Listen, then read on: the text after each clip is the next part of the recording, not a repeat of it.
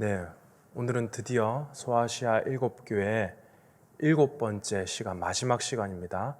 라오디게아 교회를 함께 살펴보도록 하겠습니다. 그동안 소아시아 7교회를 살펴보면서 어떠셨습니까? 나랑 닮은 교회도 있고 또 내가 반면교사 삼아야 하는 교회도 있고 내가 본받아야 하는 그런 교회도 있었을 겁니다. 어쨌든 저는 오늘 마지막 시간이라서 참 좋습니다. 네, 어쨌든 마지막이라서 좋은 게 아니라 우리 성도님들이 어쨌든 잘 따라와 주시고 아멘으로 잘 대답해 주시고 또 잘 기억해 주셔서 그래서 참 좋습니다. 그런 의미에서 우리 한번 복습 한번 해보도록 하겠습니다. 제가 문제집을 이렇게 내려고 하다가 그냥 구두로 한번 테스트 한번 해보겠습니다. 우리 지도 한번 보여주시겠습니까? 우리 7교회가 이렇게 있습니다. 그렇죠? 우리 7교회를 떠올릴 때 각 교회마다 키워드 포인트 되는 단어들이 있었습니다. 에베소 교회 하면 떠오르는 것이 무엇입니까? 우리 처음 사랑, 그렇죠? 참 잘하는 교회였지만 처음 사랑을 버렸기 때문에 하나님께 굉장히 책망받은 교회였습니다. 서머나 교회는 어떤 교회였습니까? 절대적인 궁핍과 환난과 핍박이 있었지만 그래도 참 충성되게 하나님을 잘 믿어서 네가 실상은 참 부유한 자다, 이런 칭찬을 받는 교회였습니다. 자, 버가모 교회에는 이단들의 강력한 도전이 있었죠. 발람의 교훈, 거짓 가르침을 따르는 자들이 있었습니다. 뿐만 아니라 두아디라 교회도 거짓 여선지자 이세벨의 가르침을 따르는 자들이 있었죠. 이 두 교회를 향해서 주님께서 영적으로 깨어나라 라고 말씀하셨습니다. 사도의 교회는 어땠습니까? 살아있는 것 같으나 주님께서 보시기에 죽어 있었습니다. 왜 그렇습니까? 영적인 전투를 더 이상 벌이지 않기 때문에 주님께서 보시기에 죽은 것과 같다라고 하셨습니다. 그리고 지난 시간 우리 빌라델비아 교회, 칭찬만 받은 교회죠. 작은 능력으로 하나님 앞에 귀하게 쓰임 받았습니다. 그리고 열린문 교회라고 제가 말씀드리지 않았습니까? 하나님께서 이 빌라델비아 교회에 문을 열어두셨는데 그 문으로 자칭 유대인들, 사탄의 해당이라고 불리는 그 사람들까지 돌아오게 할 정도로 작은 능력으로 큰 능력을 행한 그런 교회였습니다. 오늘은 마지막 시간인 라오디게아 교회를 함께 살펴보도록 하겠습니다. 참 이 마지막이어서 주님께 칭찬만 받는 교회로 끝나면 참 좋았겠지만 그 어느 때보다 하나님 앞에 굉장히 따끔하게 책망받고 혼이 난 교회가 바로 이 라오디게아 교회입니다. 그런데 그만큼 하나님께서 또 이 라오디게아 교회를 사랑하셨기 때문에 그만큼 따끔하게 혼내시지 않았겠습니까? 자, 1번입니다. 자, 이 라오디게아 지역의 특징은 무엇입니까? 자, 이 라오디게아 교회가 있었던 이 지역의 특징은 첫 번째로 금융산업의 중심지였습니다. 그러니까 고리대금, 무역업, 그러니까 은행사업, 이렇게 대부업 같은 거 이런 게 굉장히 활발하게 잘 되던 도시였습니다. 그러니까 굉장히 부유하고 재력이 있는 그런 도시죠. 요즘 같으면 뉴욕의 월스트리트나 홍콩 같은 금융산업의 허브와 같은 그런 도시입니다.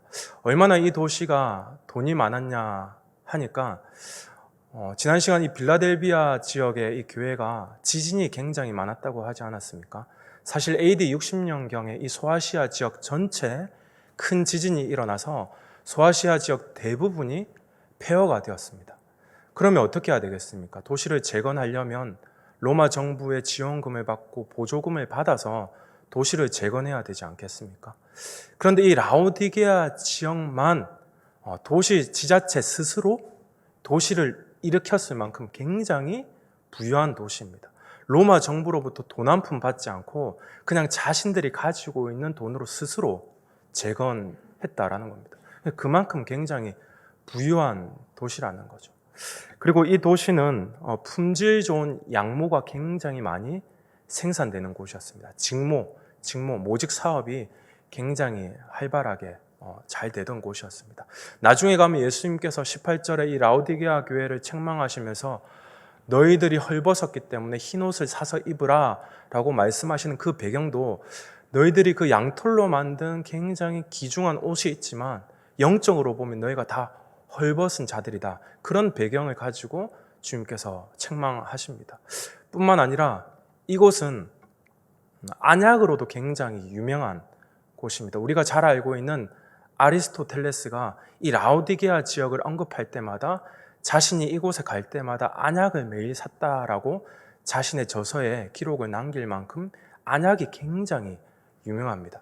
그런데 이 라오디게아 지역에서 우리가 다른 건 다 잊어도 이거는 꼭 기억해야 하는 것이 한 가지가 있는데 바로 이 라오디게아 지역이 삼각주를 형성하고 있었다라는 겁니다. 여기 보면 골로새서 4장 13절 말씀과 16절 말씀입니다. 우리 다 함께 읽도록 하겠습니다. 그가 너희와 라오디게아에 있는 자들과 히에라볼리에 있는 자들을 위하여 많이 수고하는 것을 내가 증언하노라. 16절입니다. 이 편지를 너희에게서 읽은 후에 라오디게아인의 교회에서도 읽게 하고 또 라오디게아로부터 오는 편지를 너희도 읽으라. 아멘. 이 골로새 에바브로가 목회하고 있는 이 골로새 교회를 향해서 바울이 편지를 썼습니다. 그런데 이 골로새 교회를 향한 이 편지에서 어느 지역이 또 언급되고 있습니까? 골로새 지역만 언급되는 게 아니라 히에라볼리도 언급되고 지금 우리가 배우는 라오디게아 지역도 언급이 되고 있습니다. 그러니까 이 세 지역은 지도에서 삼각형 형태를 띠고 있을 정도로 굉장히 인접해 있고 밀접해 있는 지역이었습니다. 그러니까 사도 바울이 골로새 교회를 향해서 편지를 쓸 때 골로새 교회 성도들만 감안하고 쓴 편지가 아니라 라오디게아 교인 그리고 히에라볼리에서 신앙생활을 하고 있는 그 교회들을 향해서도 그걸 감안하고 너희들이 편지를 돌려가면서 읽어라는 목적으로 골로새 교회를 향해서 편지를 썼다라는 겁니다. 우린 이걸 해람서신이라고 부르지 않습니까? 돌아가면서 이렇게 읽을 수 있도록. 어쨌든 이 히에라볼리와 골로새와 이 라오디게아 이 지역은 삼각주를 형성하고 있었다는 거 꼭 기억하셨으면 좋겠습니다. 이걸 기억하셔야 나중에 주님께서 책망하실 때 어떤 배경을 가지고 어떤 역사적 상황을 가지고 책망하시는지 우리가 쉽게 알 수 있기 때문입니다. 자, 이런 지역의 특징들이 있었습니다. 자, 두 번째입니다.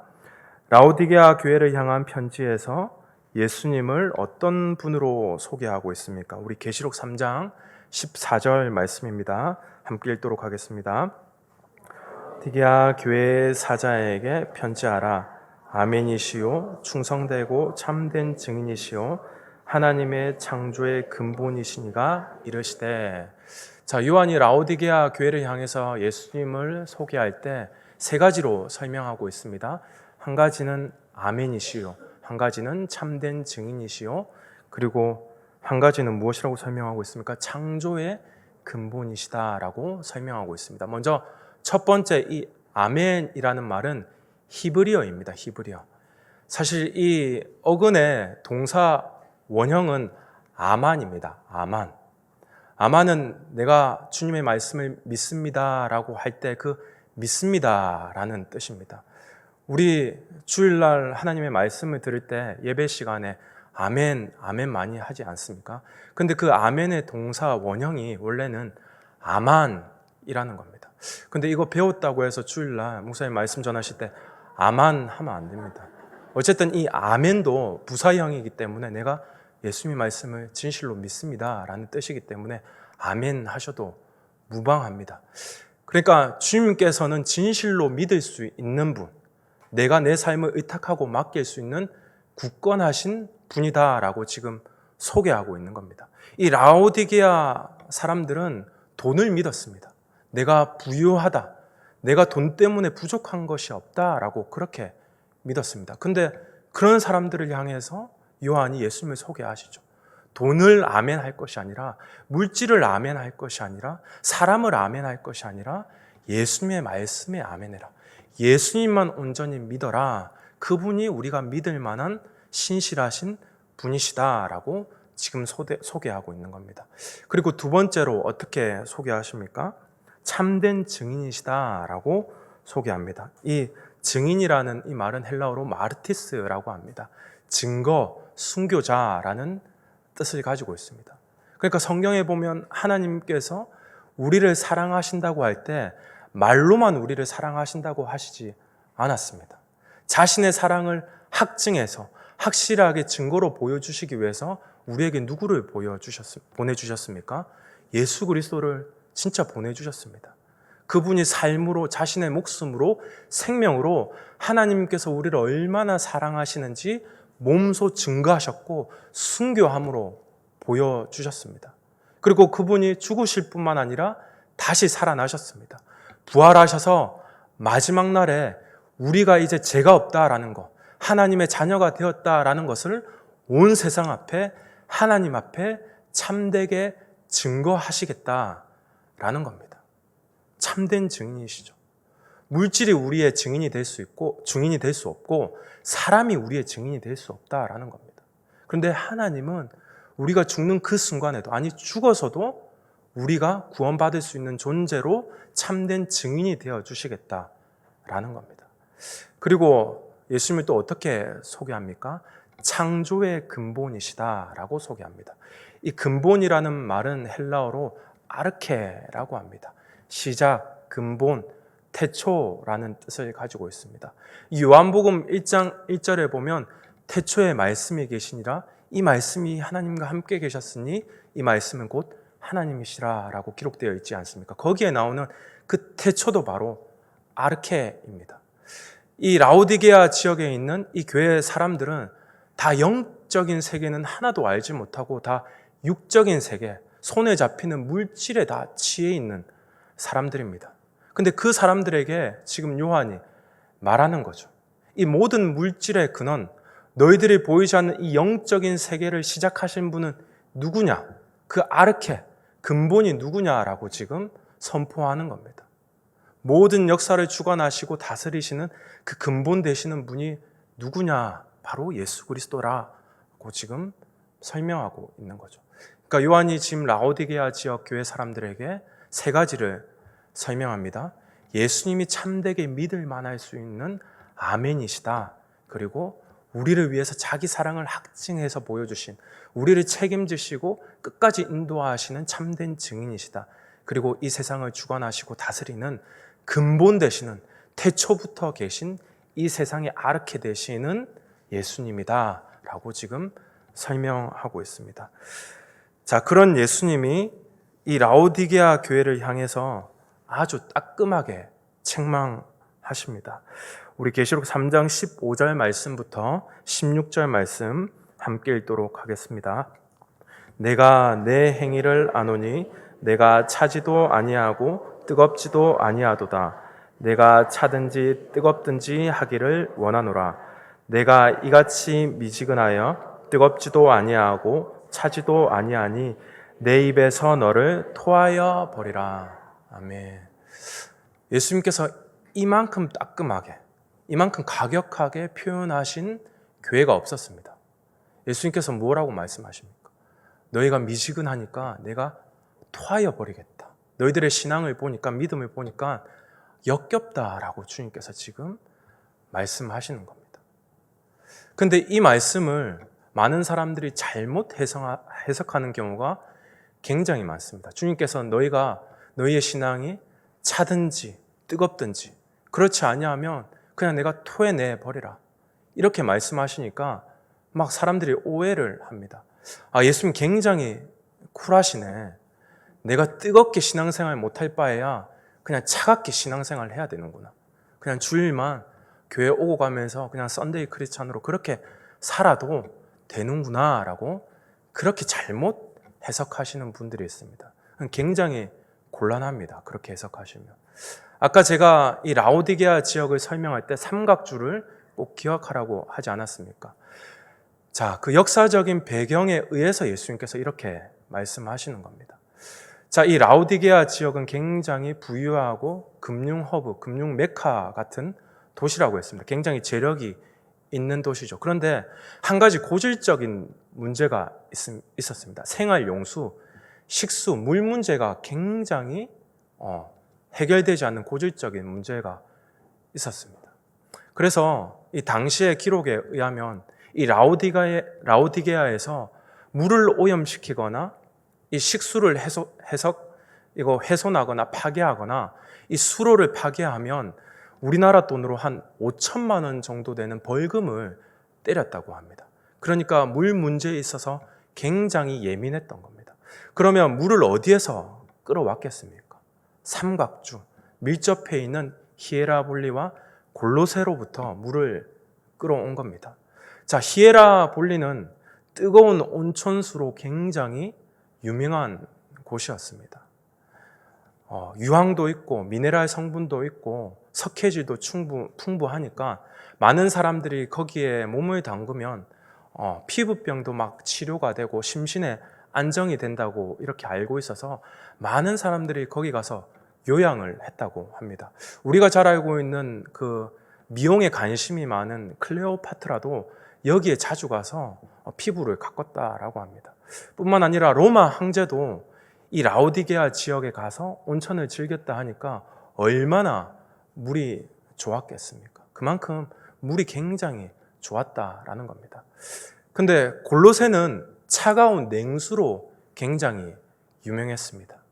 이 골로새 지역 앞에 바바산이라는 굉장히 유명한 산이 있는데 이 산은 만년설입니다. 만년설.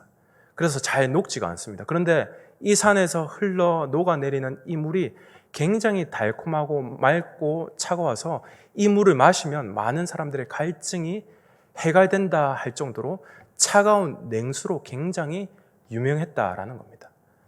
골로새 물은 굉장히 차가운 냉수로. 자, 이런 배경에 의해서 주님께서 말씀하시는 거죠. 그런데 이 삼각주를 형성하고 있는 히에라볼리 지역, 골로새 지역, 이 지역이 아무리 가깝다 할지라도 식수를 끌어오는데 꽤 먼 거리가 있었을 것입니다. 히에라볼리 지역은 이 라오디게아 지역으로부터 9km 정도 떨어져 있습니다. 그러니까 아무리 팔팔 끓는 뜨거운 온천수가 수로를 통해서 내려온다 할지라도 중간에 내려오면서 그 물이 다 미지근해지지 않겠습니까? 다 식어지는 거죠. 그러니까 그 안에 유황 성분도 있고 석회질도 있고 미네랄 성분도 있는데 그 물이 미지근해지고 식어지면 어떻게 되겠습니까? 역한 냄새가 나는 겁니다. 먹을 수 없는 거죠.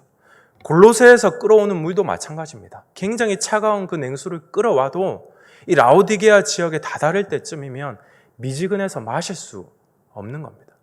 그러니까 모든 물들이 라오디게아 지역에만 오면 다 미지근해지고 마실 수 없고 치료할 수 없는 물로 변해져 가는 겁니다. 그러니까 주님께서 너희들이 차든지 뜨겁든지 하라는 겁니다. 하나님께서 마실 수 있는 물이 되든지 아니면 사람들을 살릴 수 있는 그런 치료하는 물이 되든지 그렇게 하라는 겁니다. 그런데 라오디게아 교회 성도들은 어쨌다는 겁니까? 미지근했다라는 겁니다. 그런데 비단 이 라오디게아 교회 성도들만 미지근하겠습니까? 오늘 우리의 모습을 보면 하나님 앞에 참 미온적인 신앙, 미지근한 신앙 가지고 있지 않겠습니까? 주님께서 이 라오디게아 교회를 지금 책망하시는 건 너희들의 삶이 무기력하고 게으르고 굉장히 그냥 잘 열정적이게 살지 못한다. 그거 지금 책망하는 게 아니라 하나님을 향한 마음이 식어졌다라는 것, 지금 그거 책망하는 겁니다. 하나님을 향한 열정은 온데간데 없고 하나님을 향해서 그 마음이 다 식어졌다라는 겁니다. 우리 중고등학생 청소년들을 둔 부모님들은 잘 아시고 계실 겁니다.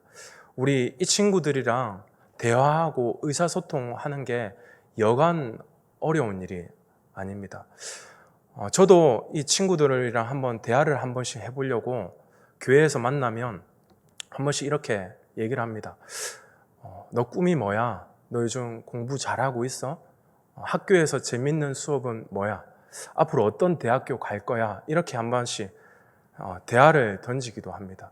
근데 그 대화를 던질 때마다 아이들이 얘기를 하지 않습니다. 대화가 완전히 단절되는 거죠. 제가 그런 말을 한 번씩 걸었을 때 아이들이 생기 있게 저에게 대답하는 친구들이 하나도 없었습니다. 그래서 제가 한번 깨를 내어서 한 번에 이렇게 물어봤습니다. 너희들이 좋아하는 게임 뭐야? 목사님도 예전에 롤이라는 게임 한번 했었고 피파 온라인이라는 게임 했었는데 너 그거 잘해? 이렇게 물어보니까 아이들이 그냥 생기가 이제 막 열정이 막 불타오르는 겁니다. 목사님 어디 게임방 다니세요? 막 물어보는 겁니다. 에스골 골짜기에서 그 마른 뼈가 살아나듯이 그 아이들이 막 군대를 형성해서 저를 뒤덮는 겁니다. 그래서 저는 나 예배 가야 된다. 나중에 얘기하자라고 할 정도로 그렇게 아이들이 생기 있게 저를 감싸는 겁니다. 비단 아이들만 그렇겠습니까? 우리 어른들도 그렇죠. 아무리 피곤해도 주말에 낚시 한번 가야 다음 주를 활기 있게 좀 살아갈 수 있습니다. 아무리 피곤해도 새벽에 손흥민 골 넣는 거 내가 시청해야 한 주 막 이렇게 뜨겁게 살 수 있습니다. 그러니까 우리는 사실 하나님께서 지으신 존재들이기 때문에 미지근한 존재들, 미적지근한 존재들이 아닙니다. 내가 좋아하고 내가 사랑하는 관심 분야에는 밤을 새서라도 피곤하더라도 뜨겁게 반응하는 자들이 바로 우리들입니다. 그런데 이 라오디게아 교회 성도들이, 오늘날 우리들이 지금 주님께서 보시기에 어떻게 하고 있다라는 겁니까? 세상에는 분주하고 세상에는 뜨겁게 반응하는데, 나의 취미 생활에는 뜨겁게 반응하는데, 나의 육체를 만족시키는 일에는 굉장히 뜨겁게 반응하고 많은 시간을 할애하는데, 하나님을 향해서는 그 마음이 다 식어졌다라는 겁니다. 그러니까 우리에게 열정이 부족해서, 사랑이 부족해서 하나님을 덜 믿는 게 아닙니다. 다른 것을 더 사랑해서, 다른 것에 더 열정을 두기 때문에 하나님을 향해 우리의 마음이 다 식어져 있는 겁니다. 그러니까 세상을 향해 다 우리가 마음을 쏟아 놓으니까 주일날 와서 항상 우리는 미적지근한 그 마음, 식어진 마음 하나님 앞에 늘 드리고 있는 겁니다. 그러니까 하나님께서 우리를 보실 때 뭐라고 말씀하시겠습니까? 내가 토해내 버리겠다. 주님께서 그렇게 말씀하시지 않겠습니까? 자, 이런 미온적인 신앙을 가진 자들을 향해서 주님께서 그렇다면 너희가 왜 이 미온적인 신앙을 가지게 됐느냐 이렇게 진단을 해 주십니다. 우리 계시록 3장 17절 말씀입니다. 계시록 3장 17절 말씀 함께 읽도록 하겠습니다. 내가 말하기를 나는 부자라 가련한 것과 가난한 것과 눈먼 것과 벌거벗은 것을 알지 못하도다. 아멘. 주님께서 이 말씀을 통해서 이 라오디게아 교인들이, 이 성도들이 왜 이렇게 미온적인 신앙을 가지고 됐는지 진단을 확실히 해 주십니다. 이유가 무엇입니까? 지금 자기 착각에 빠져 있는 것입니다. 나는 부자라, 나는 부족한 것이 없다라고 지금 자기 착각에 빠져 있는 것입니다. 지금 의사는 이 사람들이 지금 비참하다, 의사 대신 예수님은 이 사람들이 헐벗고 가난하고 비참한 상태라고 말하는데, 이 라오디게아 교회 성도들은 자기 스스로 나는 괜찮다, 나는 부족함이 없다라고 지금 말씀하고 자기가 스스로 말하고 있는 겁니다. 지금 환자를 진단하는 사람은 의사가 판단해야 되는데 환자가 자기 스스로 자위하고 있는 것입니다. 시험을 치면 선생님이 그 점수를 매겨야 되는데 학생들이 스스로 평가하는 것과 다름없는 겁니다. 그러니까 신앙생활, 우리의 믿음은 누가 평가를 내리는 것입니까? 내가 평가 내리는 것도 아니고 목사님이 평가를 내리는 것도 아니고 우리 교회 교우들이 평가를 내리는 것도 아닙니다. 마지막 날 하나님 앞에 설 때 그날 심판자 되시는 예수님께서 우리의 신앙을 평가해 주신다라는 겁니다. 그러니까 내가 선줄로 생각하면 안 되는 거고 내가 침울해 있을 필요도 없다라는 겁니다. 마지막 날 하나님께서 평가해 주시기 때문에 우리는 그거 하나님께서 평가하실 거 그거 믿고 신앙생활을 해야 된다라는 겁니다. 사람들의 말에 휘둘리지 않고 내가 스스로 평가하지 않고. 그런데 더 한 가지 더 충격적인 사실은 이들이 어쨌다라는 겁니까? 하나님 없이도, 예수님 없이도, 성령님의 그 인도하심 없이도 자기들 스스로 부유하다라고 생각했다라는 겁니다. 이게 치명적입니다. 제가 신대원을 졸업하고 좀 이렇게 사역을 하기 전에 텀이 있어서 한두 달 이렇게 유럽 여행을 다녀온 적이 있습니다. 꿈에 그리던 유럽을 갔습니다. 스위스도 가고 체코, 벨기에도 갔습니다. 가니까 너무 좋은 겁니다. 그냥 길거리를 다녀도 그냥 너무 좋았습니다. 막 사람들 카페에 앉아 있는 것만 봐도 막 너무 좋고, 자연 경관이 어떻게 그렇게 예쁜지, 호수 물 색깔이 그냥 물감을 풀어놓은 것처럼 막 다 에메랄드 색이었습니다. 그렇게 한 주, 두 주 보내다 보니까 그 사람들의 생활 리듬, 그 사람들이 어떻게 살아가는지가 보였습니다.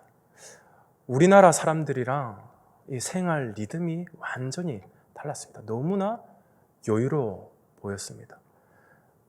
공원 앞에 가서 그냥 남자들이 우통 다 벗고 선탠을 하는 게 다반사고, 가족들끼리 소풍 와가지고 그냥 다 피크닉 그렇게 보내고 있고, 좀 더우면 호숫가에 그냥 수영하고, 너무나 그냥 신선 노름이 따로 없었습니다. 나도 이곳에서 살까라고 잠깐 고민을 해봤을 정도로 굉장히 여유로워 보였습니다. 그런데 영적인 눈으로 그들을 한번 바라봤습니다. 과연 이 사람들에게 예수님이 필요할까? 이 사람들은 과연 예수님을 열렬하게 사모하고 있을까? 한두 달 그렇게 유럽 사람들을 보니까 결핍되고 결여된 것이 하나도 없어 보였습니다. 예수님 없이도 너무나 잘 살아가는 것 같았습니다. 우리가 잘 알다시피 지금 유럽 교회가 다 문을 닫고 이 기독교인들이 다 쇠퇴하고 있다라는 통계를 우리가 보지 않습니까? 그러니까 예수님 없이도 너무 잘 살고 있는 겁니다. 교회는 박물관이 다 되었고, 예배하는 곳은 그냥 다 문화재가 다 되어 있습니다. 교회가 예배 드리는 곳이 아니라 그냥 먹고 살기 위한 이들의 방편 수단이 되어 있는 거죠. 그럼 영적인 눈으로 유럽을 보면 어떻습니까? 예수님 필요 없는 곳, 그러면 어떤 곳입니까? 예쁜 지옥인 겁니다. 평안한 지옥인 거죠. 이 라오디게아 교회 성도들도 마찬가지였다라는 겁니다. 예수님 없이도 나 부유하고, 예수님의 그렇게 큰 도움 없이도 내가 살만하다라는 겁니다. 아주 미온적인 신앙을 그렇게 가지고 있었던 것입니다. 그래서 우리 인생 가운데 결핍과 결여와 문제가 있다라는 것은 사실 감사하고 복된 일일 수 있습니다. 왜냐하면 그 결핍된 것으로 인해서, 결여된 것으로 인해서 내가 하나님께 한 번 더 매달릴 수 있고, 하나님과 나 사이를 이어주는 끈이기 때문입니다. 우리 삶을 보면 어떻습니까? 다 결핍된 것들이 있었기 때문에 하나님 앞에 나올 수 있었고, 하나님께 매달릴 수 있었고, 하나님을 간절히 찾을 수 있었지 않습니까? 그러니까 이 주님 없이 부유한 자다라고 착각하는 이 자들이 너무나 불쌍한 겁니다. 예수님 믿으면서 신앙생활을 하면서 부유한 자들은 어떤 자들입니까? 이스라엘 백성들이 참 부유했던 시절이 있었습니다. 애굽에 있을 때 부유했던 것이 아니라, 바벨론에 있을 때 부유했던 것이 아니라, 광야에 있을 때 그들은 부유하고 믿음이 견고했습니다. 그러니까 이스라엘 백성들은, 곧 우리들은 어떤 사람들입니까? 범람하는 애굽의 나일강으로, 애굽에 있는 많은 고기들로 우리는 먹고 사는 존재들이 아니라 하나님의 입에서 나오는 그 모든 말씀을 먹고 사는 존재들입니다. 이스라엘 백성들이나 우리나 모두 하나님께서 주시는 이른 비와 늦은 비를 가지고, 매일 일용할 양식을 주시는 그 만나와 메추라기를 가지고, 그리고 성령의 그 인도하심, 불기둥과 구름기둥의 그 인도하심 가지고 사는 자들이 주님 앞에 부유한 자들이라는 것입니다. 그런데 미온적인 신앙, 미적지근한 신앙을 가지고 있으면 이런 경험을 하지 못한다라는 겁니다. 하나님의 초자연적인 경험, 하나님께서 내 인생에 부어주시는 따끈한 그런 뜨거운 격려와 이런 위로를 경험하지 못한다라는 겁니다. 미온적인 신앙을 가지고 있으면 말씀을 아무리 묵상할지라도 하나님께서 들려주시는 그 세미한 음성을 듣지 못한다라는 겁니다. 미온적인 신앙을 가지고 있으면 내가 다른 길로, 나쁜 길로 갈 때 하나님의 그 강력한 강권적인 손길의 인도하심으로 나를 막아서는 그 하나님의 손길을 느끼지 못한다라는 겁니다. 그 사람들이 진짜 불쌍한 자들이 아니겠습니까? 이 라오디게아 교회 성도들을 볼 때 하나님께서 바라보실 때 바로 그런 자들이 이 라오디게아 교회 성도들이었다라는 겁니다. 비참하죠. 고아와 같은 자들이었다라는 겁니다. 하나님의 이른 비와 늦은 비도 없이 가난하고 헐벗고 굶주리고 마치 부모가 없는 것처럼 나쁜 길로 갈지라도 하나님의 그 세미한 음성, 강력한 손길을 느끼지 못한다라는 겁니다. 자, 그렇다면 이 다섯 번째입니다. 라오디게아 교회를 향한 주님의 해결책은 무엇입니까? 우리 계시록 3장 18절 말씀 함께 읽도록 하겠습니다. 내가 너를 권하노니 내게서 불로 연단한 금을 사서 부요하게 하고 흰옷을 사서 입어 벌거벗은 수치를 보이지 않게 하고 안약을 사서 눈에 발라보게 하라. 아멘. 자, 여기서 주님께서 이 라오디게아 교회가 살아날 수 있도록 해결책을 건네주십니다. 이 미온적인 신앙을 벗어나서 아주 따끈한 뜨거운 신앙을 가질 수 있도록 해결책을 주십니다. 첫 번째가 무엇입니까? 가장 중요합니다. 주님께서 권하다라는 겁니다. 권하다. 이 권하다라는 말은 헬라어로 심볼류오라는 단어를 씁니다. 이 뜻은 뭐뭐와 같이 함께라는 뜻을 가지고 있습니다. 그러니까 이 미온적인 미적지근한 신앙을 가진 이 라오디게아 교회 성도들이 이렇게 뜨거운 신앙을 가질 수 있는 것은 어떤 부흥 집회에 가는 것 혹은 교회를 열심히 하는 것으로 해결되는 것이 아니라 하나님과 다시 영적인 깊은 사귐, 교제를 해야만 이렇게 뜨거운 신앙을 가질 수 있다라는 것입니다. 어떤 노력을, 어떤 행위를 해서 되는 것이 아니라 하나님 앞에, 십자가 앞에 다시 나오라라는 겁니다. 다른 방법 없이 하나님 앞에 잠잠히 엎드리고 하나님과의 사귐과 영적인 깊은 교제를 통해서만 뜨거운 신앙을 회복할 수 있다라는 것입니다. 내 노력으로 되는 것이 아니라 하나님께서 은혜 부어주셔야만 내가 그 신앙을 회복할 수 있다라는 거죠. 그러니까 하나님께서 권하시다. 내가 너와 함께 깊은 교제를 하고 싶다. 내가 너와 깊은 사귐을 가지고 싶다. 이 말씀에 반응하는 사람들만이 뜨거운 신앙을 회복할 수 있다라는 겁니다. 이 말씀에 반응하는 사람들만. 그리고 주님께서 말씀하십니다. 연단한 금을 사서 부요하게 하라. 그리고 흰옷을 사서 입어 벌거벗은 수치를 보이지 않게 하라. 그리고 안약을 사라라고 말하고 있습니다. 여기서 계속 반복되는 말이 무엇입니까? 다 사라, 사라, 사라. 주님께서 말씀하시는 겁니다. 무엇을 사서 사실은 해결할 수 있는 문제가 아닌데 주님께서 계속 사라고 하시는 이유가 무엇이겠습니까? 이 사다라는 이 말을 헬라어로 아고라조라고 합니다. 아고라조. 이 뜻은 대가를 지불하다, 속죄하다, 구속하다라는 뜻을 가지고 있습니다. 그러니까 주님께서 우리를 속죄하실 때, 죄에서 구속하실 때, 그때도 바로 이 아고라조라는 단어를 쓰는 겁니다. 그러니까 우리는 어떤 존재들입니까? 주님께서 그 보혈의 피로 값주어 아고라조, 사신 존재들이라는 겁니다. 그러니까 내가 뜨거운 신앙, 미온적인 신앙에서 뜨거운 신앙, 생명력 있는 신앙으로 거듭날 수 있는 것은 예수 그리스도의 그 보혈밖에 없다라는 겁니다. 십자가 앞에 나아가는 수밖에 없다라는 겁니다. 예수님께서 나를 위해서 어떤 열심을 가지고 무엇을 희생하셨고 무엇을 버리셨는지 그것을 깨달아야만 우리가 뜨거운 신앙을 가질 수 있다라는 것입니다. 다른 것으로 해결되는 것이 아닙니다. 예수님께서 나를 위해서 대가를 지불하셨다라는 것, 그거 기억하고 그거 깨닫고 그거 묵상해야만 내가 뜨거운 신앙을 회복할 수 있다라는 것입니다. 그래서 우리 여기 인쇄물에는 나와 있지 않지만 계시록 3장 19절에 어떻게 기록되어 있습니까? 물은 내가 사랑하는 자를 책망하여 징계하노니 그러므로 내가 열심을 내라, 회개하라 라고 주님께서 말씀하시는 겁니다. 내가 너희들을 위해서, 내가 너희들을 사기 위해서 대가를 지불했다. 열심을 냈다. 근데 그 열심에 너희들도 반응해라. 십자가 앞에 나아가서 내가 왜 너희들을 위해서 죽었는지, 너희들을 살리기 위해서 어떤 희생을 치렀는지 그 하나님의 열심을 보고 너희도 그 열심에 반응해라 라고 주님께서 권하고 함께 하자 하고 문을 두드리는 것입니다. 자, 마지막입니다. 6번째. 라오디게아 교회를 향해서 주님께서 주실 상급과 약속은 무엇입니까? 우리 계시록 3장 21절 말씀 마지막으로 읽도록 하겠습니다. 이기는 그에게는 내가 내 보좌에 함께 앉게 하여 주기를 내가 이기고 아버지 보좌에 함께 앉는 것과 같이 하리라. 아멘.